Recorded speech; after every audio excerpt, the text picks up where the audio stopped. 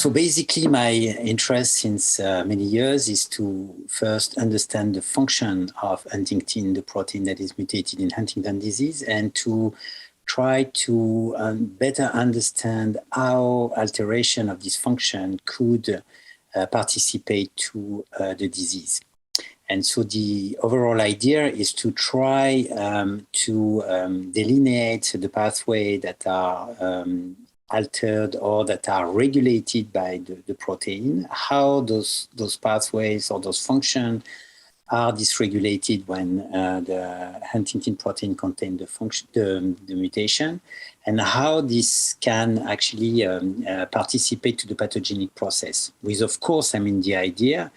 that if we understand those processes that are affected by the protein, this might be early events in the disease, and so we might find ways to intervene and maybe have therapeutic interest or strategy of therapeutic interest. So that's basically the idea of the overall.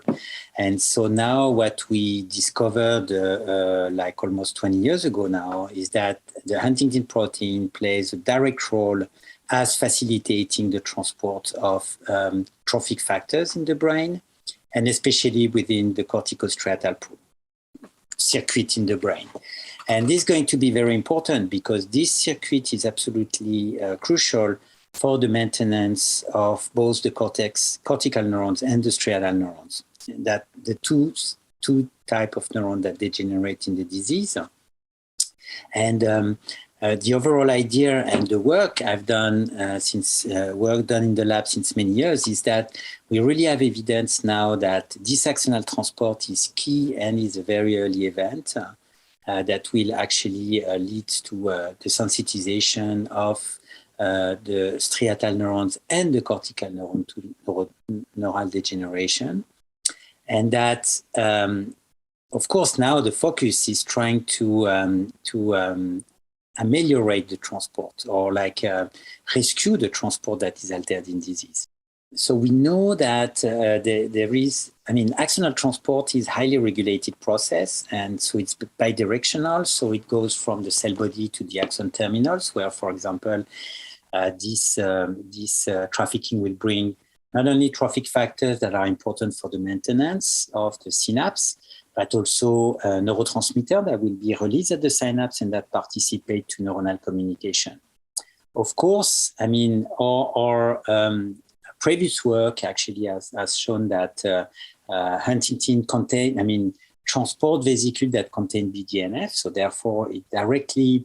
control, I would say, the synapse maintenance.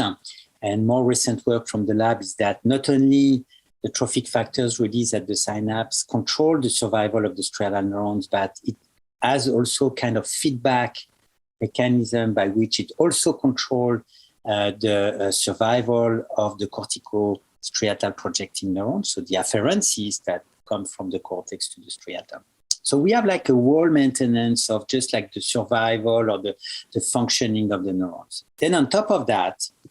and this is some work that has been where we started to work on it, and then we start to have more and more evidences, and that's something we are following up, is that we believe that in addition, Huntingtin control also the trafficking of other organelles, not just the vesicles that contain these trophic factors, but also vesicles that contain neurotransmitters. And therefore, it could play a role in the neuronal communication. And also because BDNF, by controlling the synapse homeostasis, is also going to have an impact on neuronal communication. So the control, the consequence of this is that you have defect in the communication between cortex and striatum, with alteration in the activation of the striatal neurons, which probably are responsible for this alteration of neuronal response in the patient, like this abnormal impulsive behavior or dyschoric movement or this,